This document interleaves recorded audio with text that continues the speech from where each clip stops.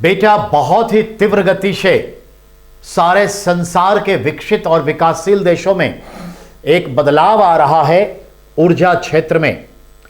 सबसे बड़ा संकट आज ऊर्जा का संकट है और खाद्यान्न का संकट। ऊर्जा का संकट खाद्यान्न के संकट से जुड़ जाता है। आज पावर क्राइसिस को लेकर, ग्लोबल वार्मिंग को लेकर यहां तक आलम है कि हर देश अब अपनी पूरी व्यवस्था को बदलना चाहता है ताकि ग्लोबल वार्मिंग से पीछा छूटे, पर्यावरण अनुकूल हो। इसी को लेकर भारत सरकार ने भी कहा है कि 2070 तक हम zero carbon, net zero carbon में पहुंचेंगे। 2030 तक उन्होंने कुछ टारगेट किए हैं, 2047 तक के कुछ टारगेट रखे हैं और 2070 के फाइनल टारगेट रखे हैं। इसी दरमियान वैसे भी मोदी जी के आने से ऊर्जा क्षेत्र में एक अलग आंदोलन चल रहा है। इसका नाम ही है सैफ्रॉन रिवॉल्यूशन, केसरिया क्रांति। इसी को ध्यान में रखकर बात को समझिए।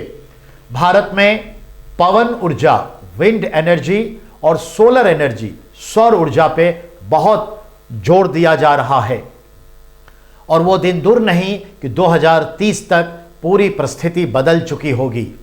80% से ज्यादा उत्पादन देश में सोलर एनर्जी और विंड एनर्जी से हो रही होगी।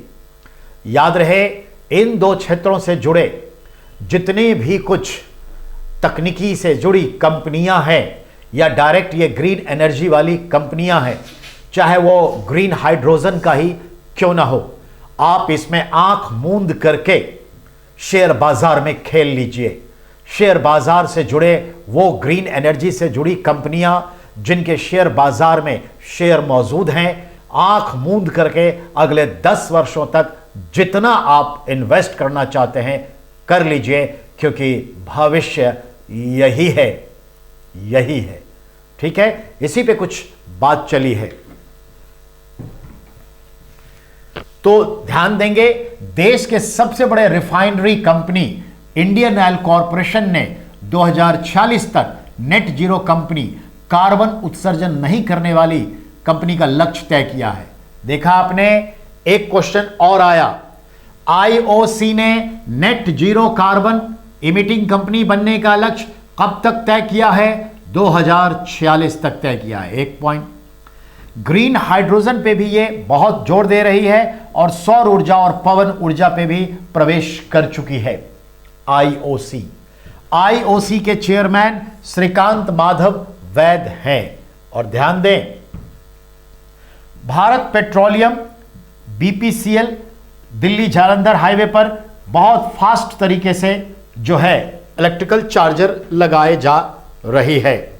याद रखना है, इस तरह से रिन्यूएबल सेक्टर में हम बहुत आगे बढ़ने जा रहे हैं। एनटीपीसी ने भी यह तय कर लिया है कि वर्ष 2032 तक अपनी कुल बिजली उत्पादन क्षमता का 45% रिन्यूएबल सेक्टर से बनाने का लक्ष्य तय किया है। यानी एनटीपीसी ने 2032 तक अपना 45% बिजली का उत्पादन रिन्यूएबल सेक्टर से करेगी और ये 2046 तक आईओसी अपना नेट जीरो का टारगेट करके चल रही है।